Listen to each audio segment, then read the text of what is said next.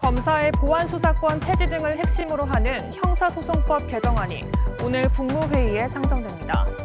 지진의 폭염까지 일본 구마모토현 주민들의 대피소 생활이 오늘로 엿새째입니다. 트럼프 대통령은 이란과의 대화가 진행 중이라며 이번이 마지막 기회라고 강조했습니다. 합의가 이루어지지 않을 경우 공격이 한층 확대될 수 있다는 건데 참수라는 표현까지 사용했습니다. 검사의 보안 수사권 폐지 등을 핵심으로 하는 형사소송법 개정안이 오늘 국무회의에 상정됩니다. 이재명 대통령은 오늘 청와대에서 국무회의를 주재하고 국회 본회의를 통과한 형사소송법 개정안을 심의해 의결할 것으로 보입니다. 범여권이 주도한 형사소송법 개정안은 보안 수사권을 포함한 검사의 직접 수사권을 폐지해 수사와 기소를 완전히 분리하도록 하는 내용을 담고 있습니다. 이 형사소송법 개정안 국회 문턱을 넘었지만 여야 대치는 계속되고 있습니다. 민주당은 일각의 부작용 우려를 반박하며 여론전에 나섰고 국민의힘은 청와대 앞으로 달려가 대통령의 제2요구권 행사를 촉구했습니다. 박효빈 기자가 보도합니다. 더 공정한 사법체계라고 적힌 현수막 아래에서 민주당 지도부와 법사위원들이 야당 공세 방어에 나섰습니다. 검찰이 독점하던 권력을 국민에게 돌려주는 더 좋은 법인데 국민의힘이 거부한다고 맞받았습니다. 검찰의 직접 수사권을 유지해야만 국민 안전을 지킬 수 있다는 회계망측한 논리로 혹세 무민하고 공소기각 사유 추가가 대통령 재판 지우기용이라는 야권 지적엔 거짓 선동이라고 일축했습니다. 재판이 안 진행되는 것이라고 누구나 다 법조인들은 알고 있습니다. 4년 후에 할 일을 지금 개정을 통해서 진행을 시킨다? 필리버스터로 저항했던 국민의힘은 지도부가 청와대 앞으로 총출동했습니다. 법치주의가 사망했다며 이재명 대통령을 향해 제2요구권 행사를 압박했습니다. 거부권 행사를 거부한다면 국민의 탄핵 요구는 더 거세질 것입니다. 민주당의 여론전에는 뻔뻔한 정치쇼, 스스로 법안의 치명적 결함을 인정하는 고백이라고 날을 세웠습니다. 가장 먼저 챙겨야 할 일은 본인의 재판 취소를 위한 민주당과의 추악한 거래를 중단하는 것입니다. 국민의힘은 이르면 오늘 국무회의에서 개정안이 의결되더라도 헌법소원 심판 청구 등을 통해 저항을 이어갈 계획입니다. KBS 뉴스 박효빈입니다. 검찰청 폐지를 2달 앞두고 사실상 마지막이 될 신임 검사 임관식이 열렸습니다. 이 자리에 참석한 정성호 법무부 장관은 이렇게 빛의 속도로 형사소송법이 개정된 건 처음일 거라고 말했습니다. 정 장관은 개정안으로 어떤 부작용이 나올지 예측할 수 없다며 법안 수정의 필요성을 언급했습니다. 정혜주 기자입니다. 보안 수사권 등 검사의 직접 수사권을 모두 폐지한 형사소송법 개정안. 개정안 통과 사흘 만에 정성호 법무부 장관이 불편한 심기를 감추지 않았습니다. 빛의 속도로 형사소송법이 빨리 개정된 건 처음일 거예요. 또 어떤 부작용이 나올지, 또 현장에서 어떻게 제대로 작동될지는 아무도 예측할 수가 없습니다. 사회적 약자를 위한 전권 송치 등 후속 입법과 법안 개정이 필요하다는 입장을 밝혔습니다. 피해자들의 피해가 더 악화되는, 또 제대로 보호되지 않는 그런 상황이 올 수 있기 때문에 현장의 그 실상과 맞지 않는다고 하면은 빨리빨리 고쳐야 되지 않겠습니까? 다만 이재명 대통령에게 제2요구권 행사는 건의하지 않겠다고 했습니다. 개정안에 권한쟁의 심판을 청구하는 것도 고려하지 않는다고 밝혔습니다. 몸이 건강하지 못한데 법무부 장관으로서 직무를 수행하는데 상당히 부담이 있기 때문에 제가 어떤 사의 표명을 했던 거고요. 10월 검찰청 폐지를 앞두고 사실상 마지막으로 이뤄진 신임검사 임관식. 범죄로부터 국민을 보호하는 검사의 본질적인 역할은 앞으로도 결코 변하지 않을 것입니다. 그러나 신임검사 19명이 교육을 마치고 업무를 시작하는 건 검찰청이 공소청으로 바뀌는 시기. 수사 대신 경찰이 보낸 사건의 기소 여부를 판단하고 공소를 유지하는 역할만 맡게 됩니다. KBS 뉴스 정혜주입니다. 일본 구마모토의 강진 사망자는 36명으로 늘었습니다. 폭발 사고가 일어난 이온몰이 아닌 다른 지역에서 80대 남성 시신이 발견됐습니다. 구마모토에서 황진우 특파원이 전해왔습니다. 규모 7.1 지진의 진앙과 불과 200m 떨어진 도로의 당시 모습. 전선이 심하게 출렁이고 달리던 대형 트레일러까지 요동칩니다. 이 도로 바로 옆에 있는 이온몰입니다. 폭발 사고가 일어났던 이온몰과는 다른 곳인데 역시 큰 피해를 입었습니다. 영업이 중단된 상태였는데 골든타임이 지난 73시간 50분 만에 80대 남성이 잔해에 깔려 숨진 상태로 발견됐습니다. 어제 저녁 새로운 시신이 수습된 이온몰 앞입니다. 이렇게 갈라진 보도블록이 지진 당시의 충격을 보여주고 있습니다. 이 남성의 시신이 수습되고 구마모토현은 지진 사망자가 36명으로 늘었다고 발표했습니다. 실종 신고는 돼 있었지만 어디에 있었는지에 대한 정보가 없어 발견이 늦어진 것으로 보입니다. 폭발 사고가 일어났던 이온몰에선 수색 작업이 계속 이어졌지만 새로운 구조 소식은 전해지지 않았습니다. 살인적인 더위 속에 여진도 계속 이어져 주민들은 더욱 불안합니다. 夜中に結構地震ちょっと来るんで、やっぱ寝れないですよね。音とかがすごいんで。 수돗물 공급도 여전히 재개되지 않으면서 7만 2천 가구 주민들은 무더위 속에 견디기 힘든 생활을 이어가고 있습니다. 구마모토에서 KBS 뉴스 황진우입니다. 지진의 폭염까지 일본 구마모토현 주민들의 대피소 생활이 오늘로 엿새째입니다. 사망 38명, 주택 3,800여 채 파손, 현장의 수색 작업은 모두 종료됐습니다. 구마모토 현지에서 황진우 특파원이 전해왔습니다.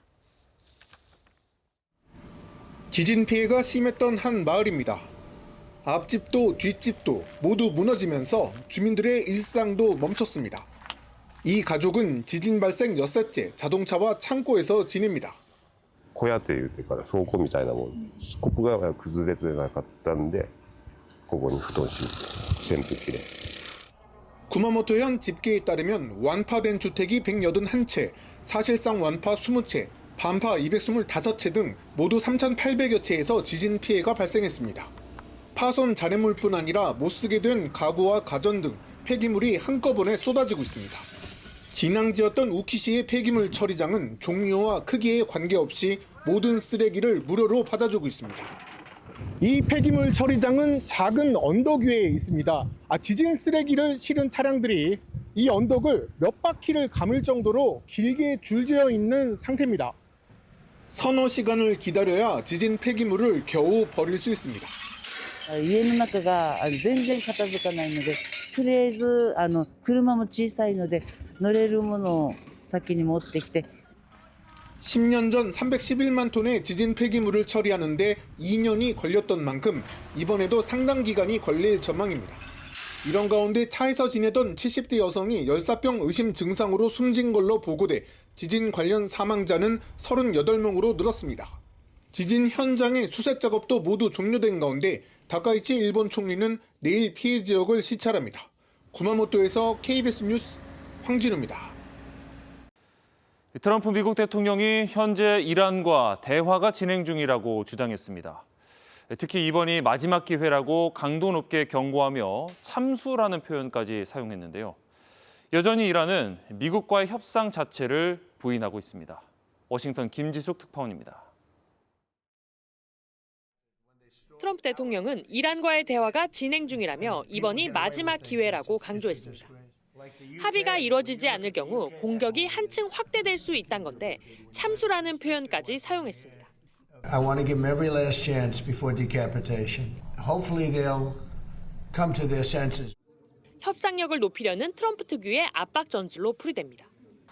트럼프 대통령은 그러면서 호르무즈 해협에 통행료가 부과되는 일은 없을 거라고 공언했습니다. 호르무즈를 4일까지 완전히 개방하는 방안이 논의되고 있다고 설명했습니다. 그 다음엔 이란 비핵화가 협의될 거라며 이 부분은 시일이 좀 걸릴 거라고 했습니다. We're talking about the strait, the opening of the strait, having it open literally by tomorrow, completely open. And that's phase one. And phase two is we then will talk about the nuclear capacity. 앞서 트럼프 대통령은 미국과의 대화를 부인하는 이란을 향해 강한 불만을 드러내기도 했습니다. 이란 지도부는 이중적이라며 그들은 회담을 요청했고 일각에서는 구걸했다고 말할 정도라고 주장했습니다. 다만 이란은 미국과의 협상 자체를 부인하고 있습니다. 이란 외무부는 현재 미국과 진행 중이거나 예정된 협상은 없으며 오만과 호르무즈 해협 선박 통항 문제만 협의하고 있다고 밝혔습니다. 최대 압박 뒤 협상이라는 트럼프식 전략이 반복될수록 그 효과가 약해져 이란이 위협에 굴하지 않고 독자 행보를 이어가고 있다는 분석이 나옵니다. 워싱턴에서 KBS 뉴스 김지숙입니다. 트럼프 미국 대통령이 발표한 가자지구 평화 합의가 시작부터 흔들리고 있습니다. 이스라엘은 하마스가 무장 해제할 의사가 없어 보인다며 사실상 합의안을 거부했고 하마스도 공습 중단을 요구하며 맞서고 있습니다. 두바이 김계영 특파원입니다.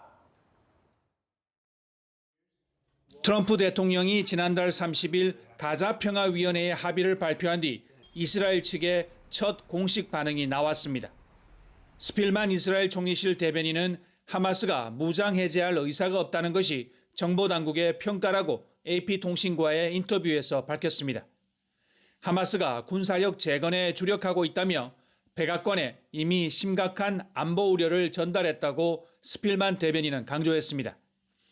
2023년 10월 하마스의 기습을 거론하며 섣부른 병력 재배치는 가자 지구 내 테러 기반 재건으로 이어질 수 있다고 주장했습니다.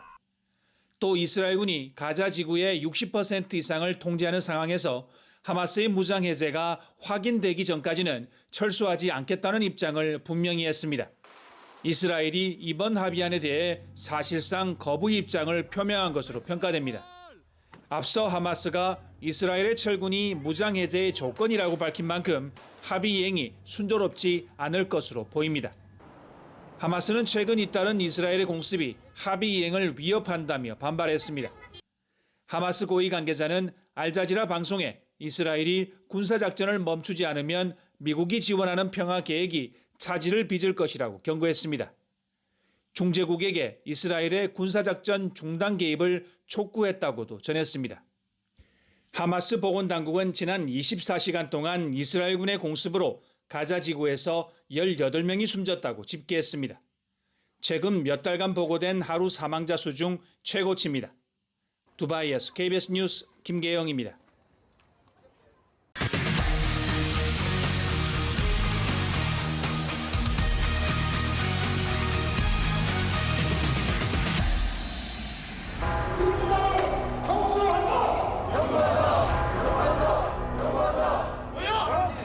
지난 10일 국회 본회의장. 야당의 반대 속에 공수처법이 개정됐습니다. 이로써 기약도 없이 미뤄져온 공수처 설치도 가능해졌습니다. 마치겠습니다. 고위공직자 범죄수사처 설치 및 운영에 관한 법률 일부 개정 법률안 대안은 가결되었음을 선포합니다. 공식 출범을 앞둔 공수처. 우리 사회의 오랜 과제인 검찰개혁의 신호탄이 될 수 있을까?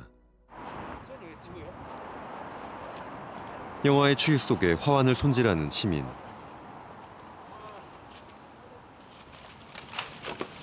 차례를 정해 매일 아침마다 대검찰청에 나와 화환을 정리한다고 합니다. 이들은 윤석열 검찰총장의 지지자들입니다. 저희들이 여기 매일 나와서 윤석열 검찰총장을 응원하는 그런 1인 시위를 하고 있는 사람들이 몇 분 계셔가지고 거기에서 이렇게 지금 곳을 관리를 하고 있는 겁니다. 윤 총장에 대한 징계위원회가 열리던 날 차 한 대가 정문에 멈춥니다.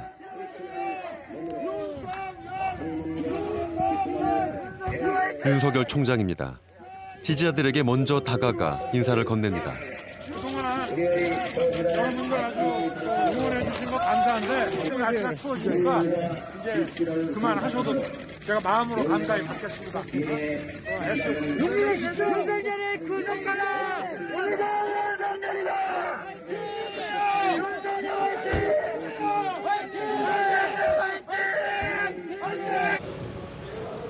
징계위원회가 열리는 과천 법무부 청사. 추미애 장관을 응원하는 꽃다발이 놓여 있습니다. 공수처 설치와 검찰 개혁에 대한 바람이 적혀 있습니다. 지지자들은 윤 총장에 대한 높은 수위의 징계가 내려져야 한다고 주장합니다. 이거는 완전히 국민도 없고 나라도 없고 그냥 검사들만 사는 세상, 지들만의 세상을 지금 꾸려가고 있어요. 올 한 해 우리 사회는 검찰개혁이라는 이슈로 빠르게 분열했습니다.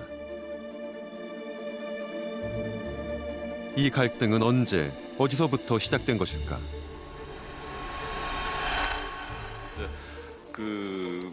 검찰개혁 문제는 어느 정권이 들어서든 간에 중요한 과제가 되는데, 첫째는 이제 검찰과 손잡지 않는다, 검찰을 이용하지 않겠다는 정권이 있어야 되겠죠.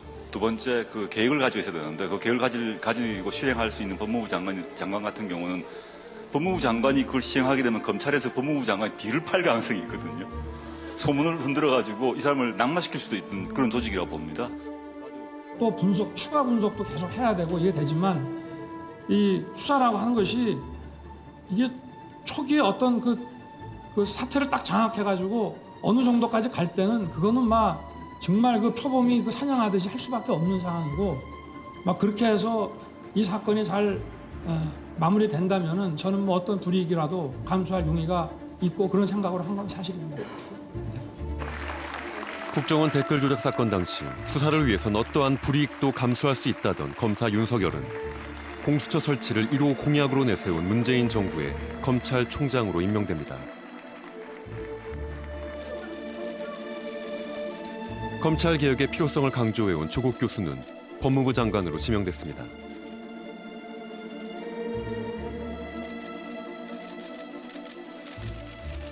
법무부 검찰의 개혁을 완결하는 것이 제가 받은 과분한 혜택을 국민께 돌려드리는 길이며 저의 책무라고 생각합니다. 이게 청문회가 필요한지 싶어요. 만약에 부인이 기소가 된다면 법무부 장관을 수행할 수 있겠습니까? 고민해 보겠습니다. 후보자 처에 대해서 기소를 금방 할 것 같은 그런 보도가 나오고 있습니다. 그래서 아무래도 그 기소 여부가 결정될 시점인 12시 이전까지는 좀 회의를 진행해 봐야 되지 않을까 싶습니다. 청문회 당일 검찰은 표창장 위조 등의 혐의로 정경심 교수를 전격 기소하고 수십 명의 특수부 검사를 투입해 70여 곳을 압수수색했습니다. 표범이 사냥하듯 수사한다던 윤 총장. 과잉 수사, 표적 수사라는 비판이 제기됐습니다.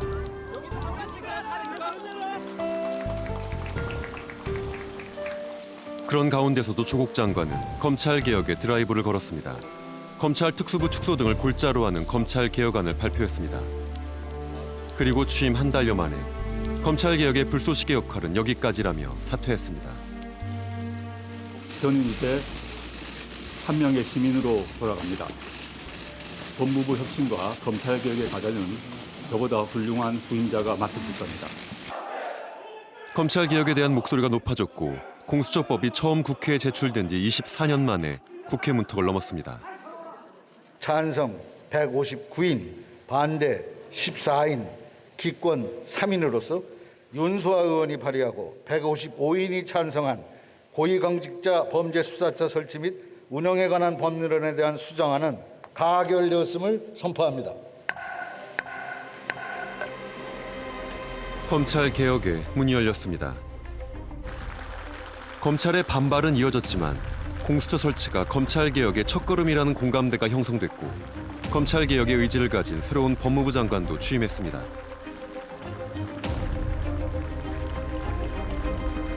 검찰개혁을 향한 기대와 요구가 더 높아졌다는 것을 저도 확인할 수가 있었습니다. 헌법과 법률에 위임받은 권한을 상호간에 존중하고 또 잘 행사하고 최선을 다하는 것이 국민을 위한 길이라고 생각할 것입니다. 그런데 검찰에 연이어 악재가 발생합니다. 윤 총장의 최측근인 한동훈 검사장이 연루됐다고 의심받는 일명 검언 유착 사건. 금융사기 범죄를 저지른 라임 사태 관계자들에게 전현직 검사들이 술접대를 받았다는 폭로도 나왔습니다.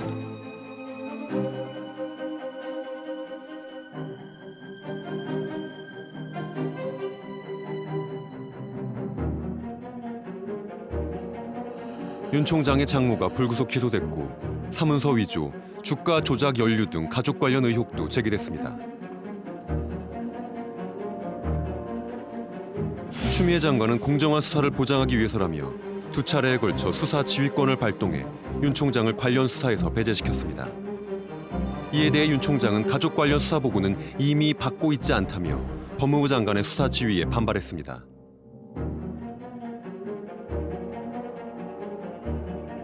어떻게 생각하세요? 이 수사지휘권? 잠깐 좀 말씀드려도 되겠습니까? 예, 하십시오. 일단 법리적으로 보면은 검찰총장은 법무부 장관의 부하가 아닙니다. 그렇죠. 만약에 부하라면 검찰총장이라는 이런 직제를 만들 필요도 없고요. 맞습니다. 이 대검 조직이라고 하는 거는 전부 총장을 보좌하기 위한 참모 조직인데 이렇게 예산을 들여가지고 국민의 세금을 걷어서 이런 대검찰청이라고 하는 이런 방대한 시설과 조직을 운영할 필요가 없습니다. 한 달 후 추미애 장관은 윤 총장에 대한 징계를 청구했습니다. 헌정사상 초유의 일. 그동안 법무부는 검찰총장에 대한 여러 비리, 혐의에 대해 직접 감찰을 진행하였고 그 결과 검찰총장의 심각하고 중대한 비리 혐의를 다수 확인하였습니다. 법무부가 확인한 윤 총장 비위 혐의는 판사 사찰, 검언 유착 수사방해 등 6가지. 윤 총장은 징계 절차와 방식에 문제를 제기했습니다. 두 번의 연기 끝에 일주일 늦게 열린 징계위원회. 윤 총장은 징계위 구성에 문제를 제기하며 일부 징계위원에 대한 기피 신청을 했지만 기각됐습니다. 같은 날 국회도 갈등이 극에 달했습니다.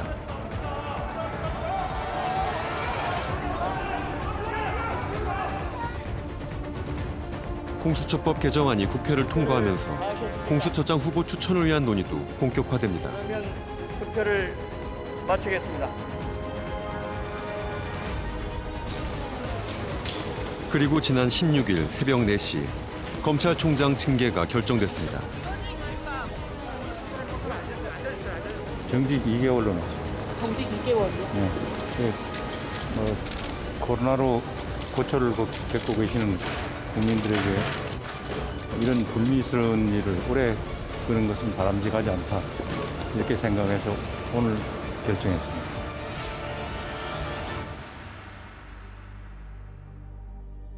지난 16일 윤석열 검찰총장이 정직 처분을 받았습니다. 같은 날 추미애 법무부 장관이 사의를 표명했습니다. 11개월에 걸친 두 사람의 갈등이 일단락될 수 있을까? 누가 이기고 누가 졌는지 마치 게임을 관전하듯 세간의 관심이 뜨거웠습니다. 하지만 두 인물의 문제로 이 문제를 바라보면 본질을 놓칠 수 있습니다. 한 걸음만 더 들어가 보면 본질은 검찰개혁입니다. 검찰개혁이란 검찰에 집중된 권한을 줄이고 나누는 것, 즉 검찰을 견제하는 것을 목표로 합니다. 한편에서는 기득권에 집착하는 검찰을 손보겠다. 다른 한편에서는 살아있는 권력의 칼을 대니 내쳐진다 주장하며 헌정사상 유례없는 갈등이 야기되었지만 정작 검찰개혁이라는 본질이 흐려졌던 것은 아닐까. 이제는 잠시 잊혔던 본질로 돌아올 때가 되었습니다. 우리 사회의 오랜 과제. 우리는 왜 검찰개혁을 필요로 하게 된 것일까? 그 오래된 질문을 다시 한번 해보겠습니다. 현직 검사들이 술접대를 받았다고 합니다. 접대를 받은 사람은 총 4명.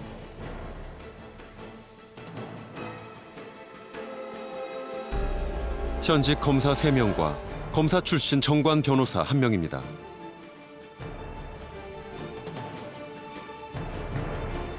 술값을 낸 사람은 1조 원대 환매 중단 사태를 빚은 라임 관련자 김봉현.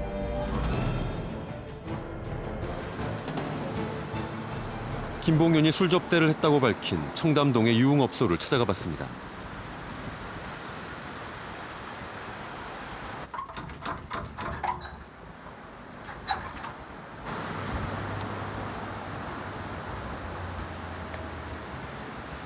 저기 김봉현 라인 관련해가지고. 네, 그건 아는데. 네. 근데 여기를 왜 또 봐? 저기가 문이 잠겨 있어요. 오늘 영업 집합 금지 명령이잖아요. 그 전에도 계속 닫혔어요. 아니. 그건 아니에요. 네, 계속 상가했어요. 규모가 좀 되는 편이에요. 책을 간만에 책을 달라고. 검사들이 술 접대를 받은 날은 2019년 7월.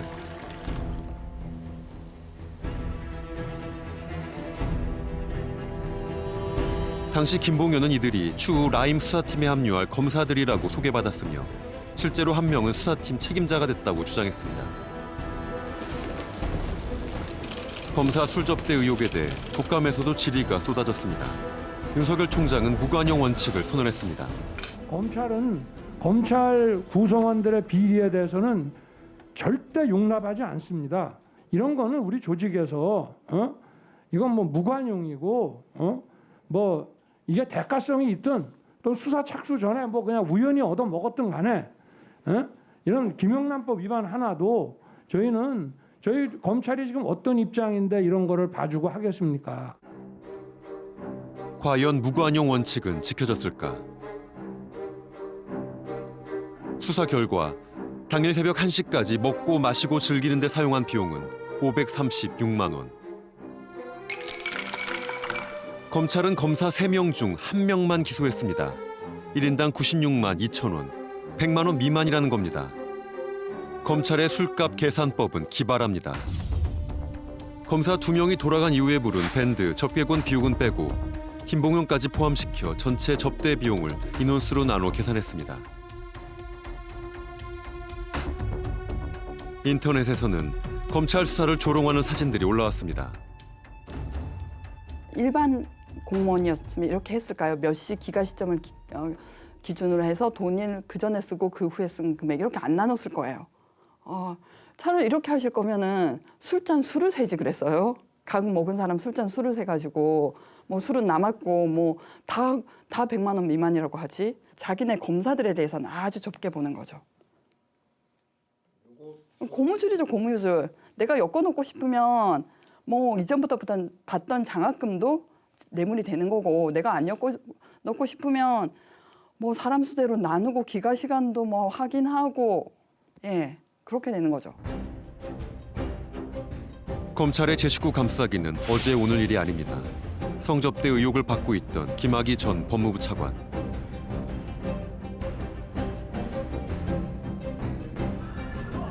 당시 검찰은 10번에 걸친 경찰의 영장 청구를 기각했고 동영상 남성이 누구인지 알 수 없다며 무혐의 처분했습니다. 검사를 대상으로 접수된 고소 고발 사건의 기소율은 0.12%. 법 앞에 특권을 누리고 있는 집단이 바로 검찰입니다. 수사권과 기소권을 모두 가진 무소불위의 권력, 검찰.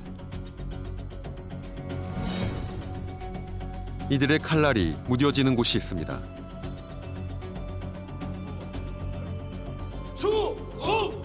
바로 살아있는 권력입니다. 본선보다 치열했던 2007년 한나라당 대선 후보 경선에서 불거졌던 이명박 전 대통령의 다스 실소유주 의혹. 뭐 도곡당이 어떠다고요? BBK가 어떠가요? 새빨간 거짓말입니다, 여러분. 검찰에서 2차례, 검사들이 포함한 특검에서 2차례 수사했지만 모두 이명박 전 대통령을 다스 실소유주로 볼 증거가 없다고 결론 내렸습니다. 임기 전 밝혀졌다면 전임 대통령 구속을 피할 수 있지 않았을까.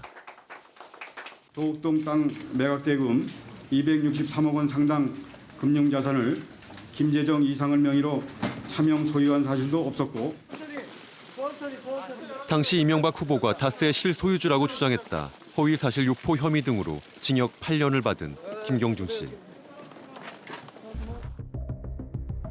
만기 출소 후 미국으로 추방된 그는 최근 자신의 SNS를 통해 권력을 위하여 자신의 기본권을 침해한 정치, 검찰에 대한 처벌이 없다면 검찰 개혁도 없다고 주장했습니다.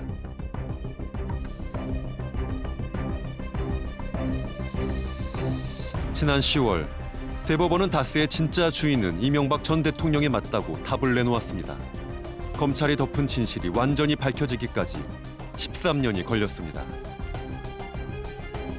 검찰이 지난 그 권위주의 체제 그리고 그 민주화되고 난 이후에도 상당 기간 동안에 그러니까 어떤 정치 권력의 한 수단이 되어서 검찰이 독립하고 그 중립적으로 법을 집행하는 기관이 아니라 정치 권력의 한 수족처럼 그들이 원하는 것을 집행해주는 그런 도구에 불과했었거든요. 이제 그 과정에서 우리 국민들의 인권 침해의 문제는 그건 당연한 것이고 부정부패 척결이라든지 또는 정치 과정의 민주화라든지 이런 데 걸림돌이 되어 왔습니다. 제동장치 없는 무소불위 권력을 가진 검찰. 그 피해는 고스란히 국민들에게 전가되고 있습니다. 세상을 떠들썩하게 했던 일명 서울시 공무원 간첩 조작 사건의 피해자 유우성 씨. 검찰로부터 무기하게 파기된 사건이고요. 제 인생이 무기하게 파괴된 사건입니다. 그 조작은 국정원에서 시작됐잖아요. 예, 그렇죠. 그러나 검찰에서 제대로 조사도 안 하고 기소를 했고 저와 저 동생은 검찰들로서는 간첩이어야 했던 사건입니다. 유 씨가 간첩 혐의로 긴급 체포된 건 2013년 1월. 대선을 앞두고 오피스텔에서 댓글 공작을 하던 국정원 직원이 발각되면서 국정원의 선거 개입 의혹이 논란이 되던 때였습니다. 바로 이때 국정원이 간첩을 잡았다는 기사가 대서특필됩니다. 국가기관에서 일하고 있는 공무원 신분의 간첩이었기 때문에 그 파장은 더욱 컸습니다.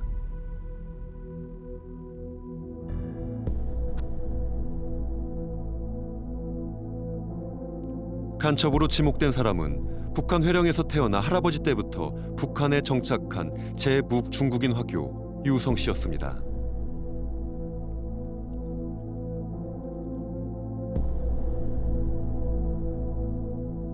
검찰과 국정원이 밝힌 유 씨의 간첩 혐의는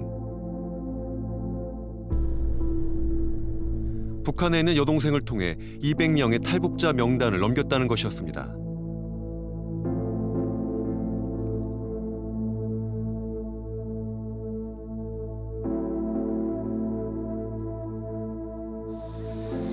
체포된 직후 구속돼 7개월 만에 무죄로 풀려난 유우성 씨. 그러나 그의 일상과 희망은 모두 파괴된 후였습니다. 고생 많았습니다. 어디 가서 신부님이랑 얘기 많았어. 예. 참 오랜 동안 거의 8개월 가까이 정말 많은 분들이 옆에서 도와주셨습니다. 조사 과정에서 저한테 제가 그 북한에 가 있었다고 주장하는 시기에 같이 있었던 증인이 있었어요. 어떻게 보게 되면 이 사건이 아주 중요한 증인이거든요. 그 증인에 대한 진술을 제대로 경청하고 그 증인에 대한 그 증거들을 검토를 해야 되는데 검사가 오히려 증인한테 그렇게 얘기하면 안 된다. 제가 북한에 안 가 있었다는 걸 명확하게 알 수 있는데도 불구하고 그런 걸 다 무시한 겁니다. 검찰 과거사위는 당시 검찰이 인권 침해, 증거 조작을 방치했을 뿐만 아니라 보복성 기소까지 했다고 결론 내렸습니다. 유 씨는 국정원 직원과 검사를 고발했습니다. 하지만 국정원 직원은 그 나중에 기소도 되고 뭐 재판도 받고 처벌도 받았습니다. 검찰만 유독 검찰과 관련된 사람들도 유독 기소가 안 되고 조사가 안 됩니다. 검사는 죄를 지어도 처벌을 안 받는구나. 대한민국에서 검사를 처벌할 수 있는 기관이나 검사를 이길 수 있는 기관이 아무 데도 없구나 하는 걸 여러 차례 진짜 피부로 느꼈습니다. 지난달 법원은 유우성 씨에게 국가가 배상해야 한다는 판결을 내렸습니다. 모두가 범죄에 대해 처벌받았지만 검찰은 지금도 성역에 있습니다. 사실은 저희들은 지금 만들어지고 있는 공수처에 한 번은 더 기대해 볼 마음을 가지고 있습니다.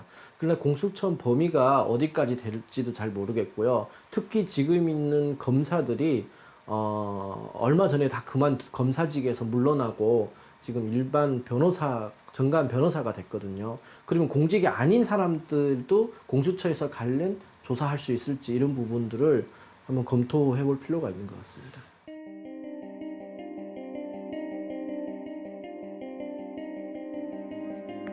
참여정부 때부터 검찰개혁의 이론가로 널리 알려진 김인혜 교수는 공수처를 이렇게 설명합니다. 공수처가 입법 청원된 지 24년 만에 드디어 제도적 실체를 우리가 확인할 수 있게 되었습니다. 네. 이 질문부터 드려야 될 것 같은데요. 이게 무엇이었기에 이렇게 어려웠을까요? 공수처라고 하면은 고위공직자 범죄수사처라는 이름인데요. 고위공직자들, 특히 뭐 처음에 이제 대통령부터 시작해서 뭐 국회의원, 그다음 장성급 군인, 그다음에 뭐 여러 가지 정무직, 소위 말하는 엘리트, 카르텔이 만들어내는 부패를 수사하는 기구를 구상하게 되는 것입니다. 그러한 제도로서 공수처 또는 뭐 공직부패수사처 등을 구상하게 되었던 것이죠. 공수처는 고위공직자와 그 가족을 수사의 대상으로 합니다. 대통령, 국무총리, 국회의원, 판사, 검사, 지방자치단체장 등 약 7천 명이 여기에 속합니다. 처장 1명과 차장 1명을 포함한 검사 25명과 수사관 40명으로 구성될 비교적 단출한 조직. 1996년부터 수없이 입법 시도가 있었지만 번번이 무산돼 왔습니다. 초창기 공수처가 갖고 있었던 입법 목적, 예. 즉 고위공직자에 대한 비리를 보다 더 적극적으로 수사하는 기구가 필요하다라는 것에서 또 추가적인 검찰 개혁의 내용들이 부과됐던 거 역사적인 흐름이 있네요. 그렇다고 봐야 되겠죠. 예. 그런 공수처가 지금 검찰 개혁의 상징처럼 이야기되고 있습니다. 네. 그 과정에서의 변화가 있었을 것 같은데요. 예. 참여정부를 지나면서 노무현 대통령에 대한 가혹한 수사라든가 정현주 사장에 대한 수사, 한명숙 전 총리에 대한 수사 등등을 거치면서 검찰의 막강한 권한을 보면서 검찰 권한을 분산하고 견제하는 것이 필요하다라고 얘기를 하면서 검찰 권한의 분산이라는 측면이 이제 부각이 되기 시작했고, 그렇게 되면서 정치 권력으로부터의 그런 수사의 지휘라든가 이런 것들을 받지 않는 것뿐만 아니라 자체적으로 정치적인 목적을 갖지 않는 것이거든요. 그래서 수사에 충실한, 그리고 그에 따른 그 자신의 그 존재 목적에 충실한 그런 활동을 할 수밖에 없는 그런 구조다, 이렇게 저는 생각하고 있습니다. 20년 넘게 논의가 되어온 제도인데 왜 이렇게 입법이 안 됐을까요? 입법 시도는 1996년도 그런 입법 청원부터 시작해서 수많은 국회의원들께서 수많은 법안을 제출하셨습니다. 그래서 뭐 그것이 한때 저도 40몇 번째까지는 헤아리다가 그 다음부터는 헤아리지 않고 있는데요. 한 100번쯤 되지 않았을까 싶습니다. 발의된 법안 숫자가요. 예. 그 야당의 반대로 인해서 그것이 되지 못한 그런 어려움이 있었죠. 그 중에서 그 눈여겨봐야 될 부분은 그 검찰 출신의 국회의원들, 그 율사들이 이것이 이제 법적으로 문제가 있다, 또는 다른 형태로 무슨 옥상옥이다라는 그 법 체계에 맞지 않다는 등등의 이유로 해서 아주 강하게 반대를 하셨는데요. 그것이 이제 검찰의 힘으로까지 이제 해석이 되기도 했습니다만은 일단은 그러한 이제 검사 출신 그 의원들의 반대가 아주 극심했고, 그것이 실제로 법사위를 통과하지 못했던 그러한 큰 원인 중에 하나다, 이렇게 생각이 듭니다. 지난 12월 8일 국회에선 공수처법 개정안 처리를 두고 격한 대치가 벌어졌습니다. 제382회 국회 정기회 제14차 법제사법위원회를 개회하겠습니다. 네, 의사. 민주화 운동을 했다는 사람들이 뭐 많이 된다고 합니까? 국회법에 따라서 진행하고 있습니다. 또 뜯어고치고 또 뜯어고치고. 네, 백혜련 위원장. 조정이 안 됐다니까요. 아니 이게 뭐야? 안건조정위원회 심사 보고해 주십시오. 네. 심사 보고할 게 없다니까요. 네, 위원장 백혜련 의원입니다. 국회 선진화법 위반이에요. 법안을 처리하려는 여당과 막으려는 야당의 팽팽한 기싸움.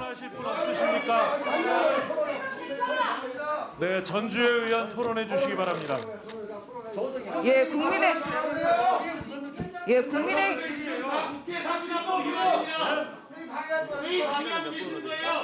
네. 국민의힘. 지금 토론을 진행할 상황이 아니므로 토론을 종결하겠습니다. 토론을 할 수가 없잖아. 토론을 할 수가 없잖아. 이 법안에 찬성하시는 의원님들은 기립해 주십시오.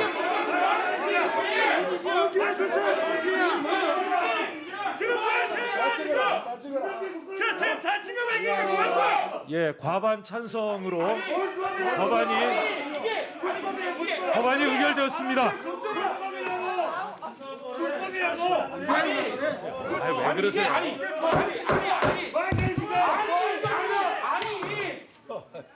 공수처가 분명히 안 될 것 같아요. 안건 조정 위원장 오늘부터 법사위 없습니다. 자, 가 이제. 안 들어가세요.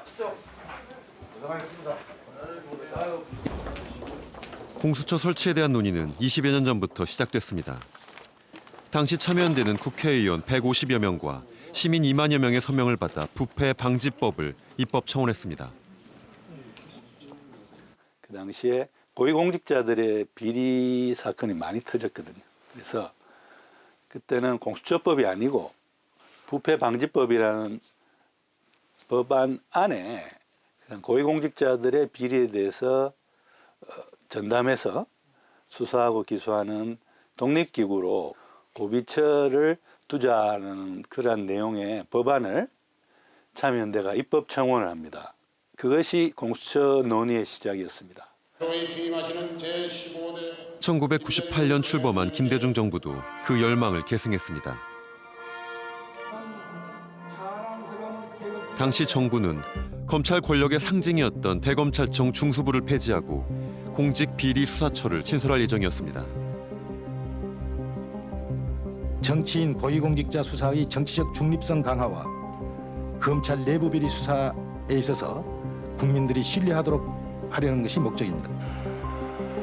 하지만 검찰의 거센 반발로 계획은 무산됐습니다. 좌절된 검찰개혁은 참여정부 들어 본격적으로 추진됐습니다.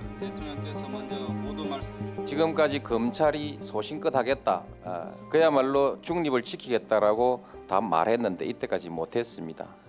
바로 지금의 검찰의 상층부에 대해서 불신을 가지고 있다고 한다면 그게 크게 잘못된 일일까요? 인식해야 할 것입니다. 이번엔 국회가 발목을 잡았습니다. 노무현 전 대통령은 검찰 개혁과 함께 공수처 설립을 시도했지만 당시 한나라당 의원들의 반발로 실패했습니다. 20년 넘게 답보하던 공수처 출범에 강한 동력이 생긴 건 문재인 정부 들어섭니다.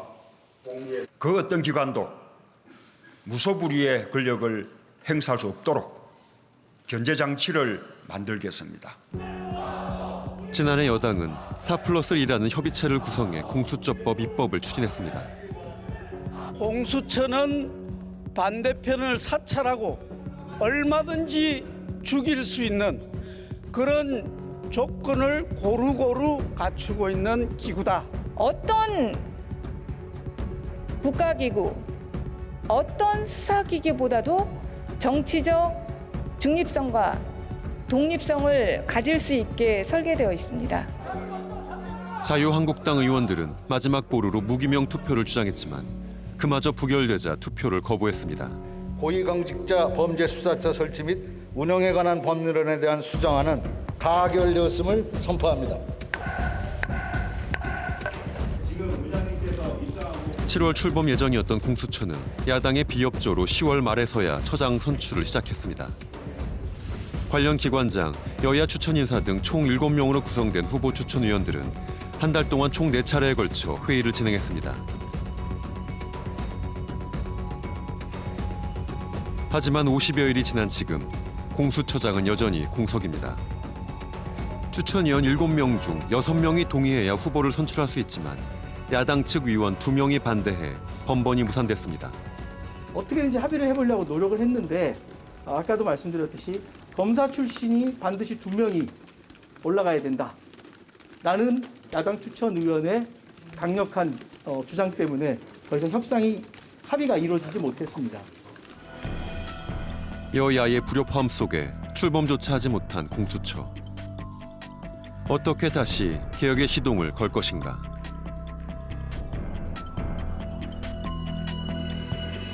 아무리 수십 번, 수백 번 회의를 열어도 공수처장 후보가 나올 수 없다. 결국 정치권에서 알아서 해야 되는 문제다. 이렇게 말을 했거든요.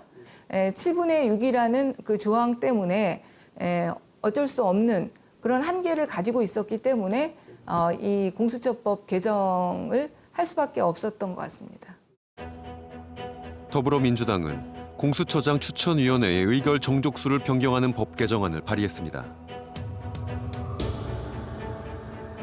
7명 중 6명에서 5명으로 의결 정족 기준을 완화해 사실상 야당의 거부권을 무력화하려는 조치였습니다. 여당이 거대 의석을 앞세워 법에 정해진 야당의 정당한 추천권까지 없애는 것은 의회 민주주의를 허무는 폭거나 다름없습니다. 야당 측 추천위원이 반대할 명분이 없는 중립적이면서도 능력 있는 후보를 내세우면 됩니다. 자신들이 낙점한 후보를 거부하니 기다렸다는 듯이 야당의 비토권을 없애는 것이야말로 입법 독재가 아니라고 누가 말할 수 있겠습니까? 야당은 강하게 반발했습니다.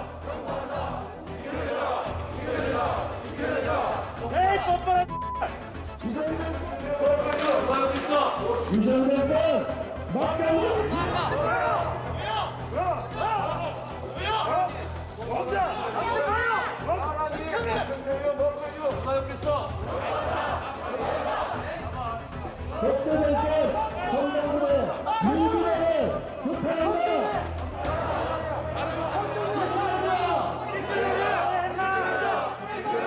12월 8일 법사위를 통과한 공수처법 개정안은 이틀 뒤 본회의에 상정됐습니다. 고위공직자 범죄수사처 설치 및 운영에 관한 법률 일부 개정 법률안 대안에 대한 수정안에 대하여 투표해 주시기 바랍니다. 그러면 투표를 마치겠습니다.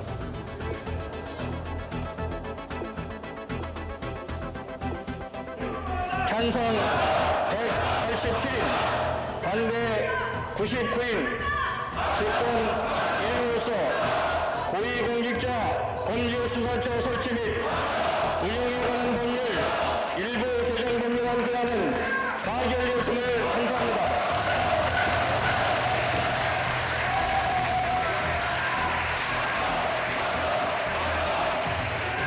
형사 사법공제법 일부 개정 법률안을 의결하도록 하겠습니다.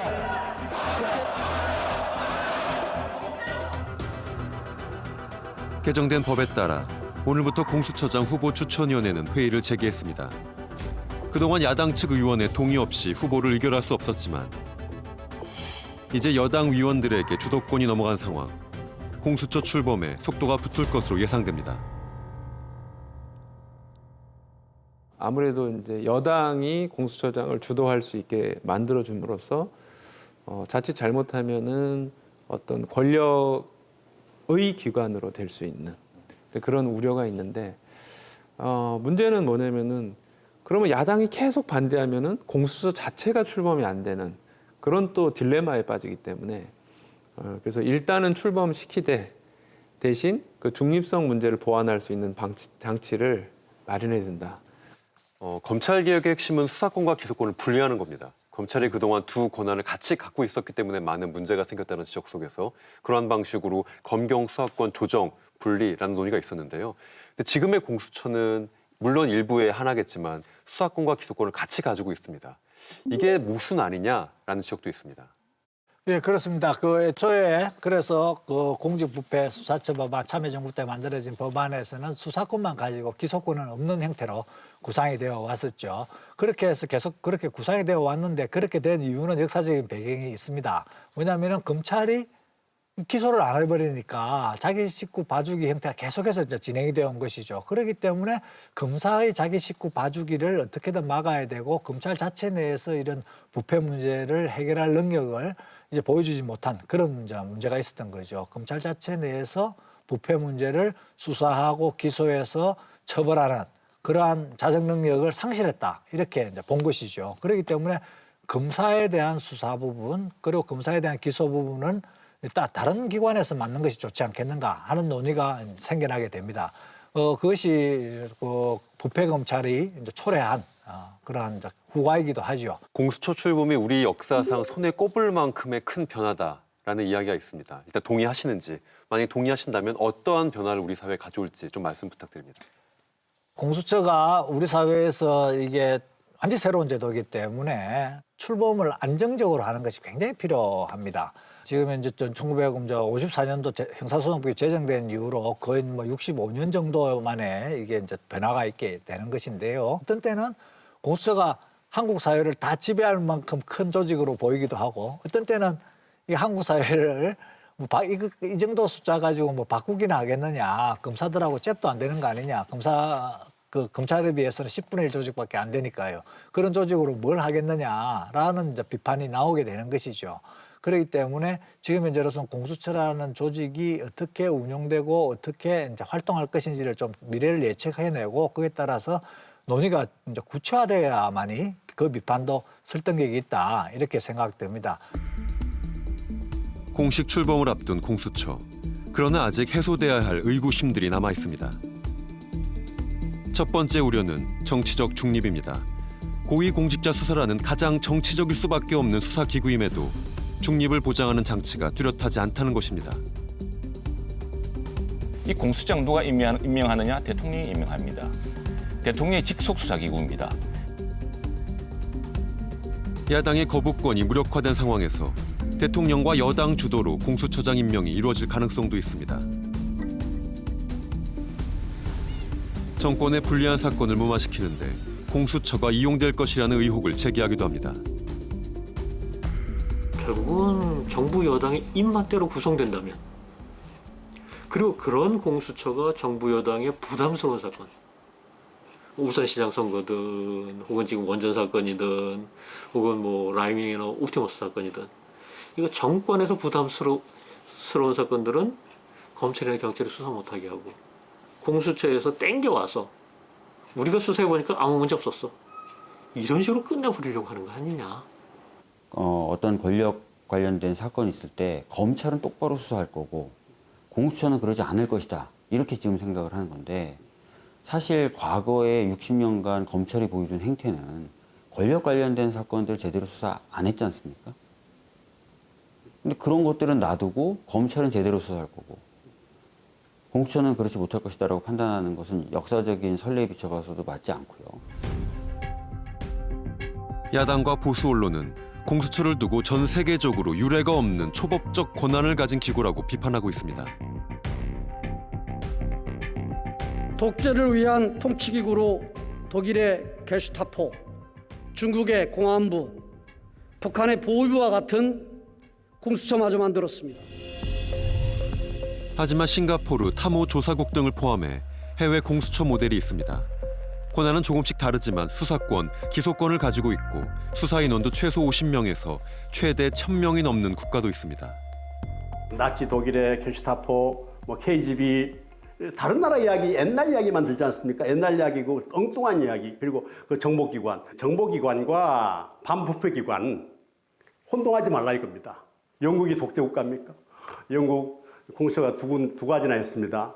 그래서 중대부패 수사처, 그리고 검찰 감찰처, 그리고 프랑스, 오스트리아, 캐나다, 호주, 뉴질랜드, 싱가포르, 이게 독재 국가예요? 전혀 아니거든요. 그래서 그건 아주 기후 중에 기후입니다. 공수처가 무소불위의 권력기관이 될 수 있다는 우려에 대해 인지봉 교수는 검찰이 감시와 견제 기능을 할 것이라 말합니다. 공수처가 감시기구가 없다고요? 무소불위의 권력기관이 될 거라고요? 왜냐하면 견제하는 사람이 없으니까. 2,300명의 검사들이 공수처의 25명의 검사들을 견제합니다. 감시합니다. 그렇기 때문에 공수처는 절대 검찰을 능가하는 무소불위의 권력기관이 될 수가 없습니다. 수적으로도 그렇고요. 그다음에 공수처 검사들은 또 공수처 수사관들은 검사의 감시와 수사, 기소의 대상이라는 점에서 더더욱 그렇습니다. 공수처장이 공수처 검사의 범죄 혐의가 발견됐을 때 대검찰청에 통보하는 건 당연한 것이고요. 공수처장이 통보 안 해도 검찰이 공수처장이나 공수처 검사들의 범죄 혐의가 포착되면, 인지를 통해서 포착되면 수사하고 기소할 수 있는 겁니다.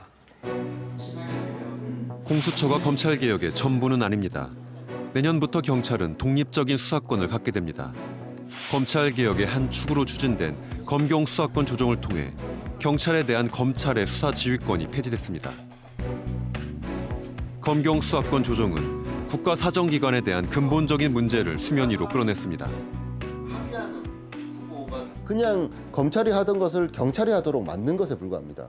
그러면은 그 기능을 하면서 발생했던 여러 인권 침해의 가능성들이 경찰이 한다고 해서 당연히 없어진다. 이렇게 생각하는 것은 사실은 그냥 상상에 불과한 것이죠. 어느 조직이든지 경찰이 못하든지 검찰이 못하든지 이게 시스템적으로 이제 개선되고 그다음에 바로 잡아질 수 있는 시스템을 설계하는 것이 필요한데 경찰이 만약에 수사를 잘못하는 경우에 검찰이 그럼 적절히 통제할 수 있는 장치가 있느냐. 이 측면에서 보면은 보안 수사 요구나 재수사 요구는 사실 부족한 측면이 있다는 생각이 듭니다. 검찰 개혁은 이제 시작됐습니다. 누구도 가보지 않은 길, 어디를 향해 나아가야 할까? 검찰 개혁에 세 가지 측면이 있다고 말씀해 주셨습니다. 첫 번째가 공수처, 그리고 두 번째가 검경 수사권, 그리고 세 번째가 법무부의 탈검찰화. 검찰 개혁의 세 가지 축 어디까지 와 있다고 평가하십니까? 공수처는 일단 출범이 됐고, 그리고 공수처가 물론 이제 앞으로 어떻게 할 것인지는 이제 많은 기대를 하게 됩니다. 그리고 이제 검경 수사권 조정은 사실은 이제 검경 수사권의 분점 형태로 어느 정도 이제 되었죠. 그래서 최종적으로는 수사권과 기소권을 이제 분리시키는 쪽으로 가야 되는데 그렇게 본다면 한 절반 정도 이렇게 이제 평가를 할 수가 있겠습니다. 법무부와 탈검찰화에서 탈검찰화 부분은 장관이라든가 간부들의 탈검찰화 수준으로 봐서는 상당한 진전이 있어 왔고 그에 따라서 검찰에 대한 통제 기능도 좀 회복이 되었다 이렇게 생각이 듭니다. 어쨌든 권력의 분산과 견제가 민주주의 핵심인데 공수처를 통해서 우리가 그런 것들을 보다 더 가시적으로 경험할 수 있을 거라 보십니까? 우리가 지금 현재 민주주의를 발전시키기 위해서 상당히 많은 노력을 해왔고 그런 것들이 우리나라 이제 사람들의 또 DNA로 남아있을 정도로 민주주의에 대한 의식은 없습니다만은 여전히 한국에서 민주주의는 좀 부족하다 이렇게 얘기를 하고 있는데 그 뿌리 중에 하나는 역시 권력기관이 가지고 있는 권한의 집중 문제 그리고 그에 따른 권한의 남용 문제 그에 따라서 필연적으로 발생되는 부패의 문제를 이제 해결할 수 있는 단초가 마련되었다 이렇게 볼 수 있겠습니다. 대통령 친인척 비리 우리가 매번 그 문제를 가지고 얼마나 큰 어려움을 겪었습니까? 그 김영삼 대통령의 경우도 그렇고 김정일 대통령도 그렇고 그다음에 노무현 대통령도 그런 이제 여러 가지 어려움을 겪지 않았습니까? 그런 부분을 따로 수사를 하는 기구가 있었다면 그런 부분을 미연에 방지를 하고 또한 그것을 이제 처리를 함으로써 국가가 그러한 친인척 관계의 문제라든가 아니면은 또 인적 관계에 의해서 벌어지는 여러 가지 비리나 비선 조직을 통한 그런 국가의 농단 또는 업무론적 그런 국가 경영 이런 것들은 막을 수가 있겠다 이렇게 생각이 듭니다.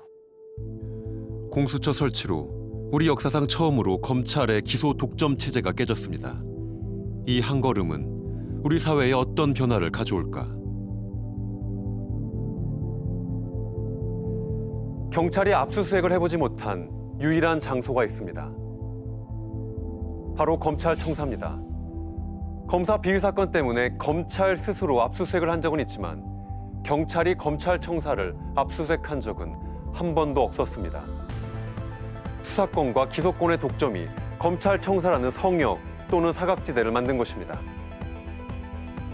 공수처의 출범으로 최소한 처벌받지 않는 검사라는 성역은 이제 사라지게 되었습니다. 정치 수사가 횡행했던 고위 공직자의 수사와 기소에도 일정한 견제 장치가 만들어졌습니다. 물론 한 번의 제도 개혁으로 모든 걸 해결할 수는 없을 것입니다. 당장 공수처는 누가 견제하느냐 이러한 문제 제기도 있습니다. 어렵게 첫 단추를 채운 검찰 개혁. 이후 과정 역시 시사 직격은 함께 지켜볼 것입니다.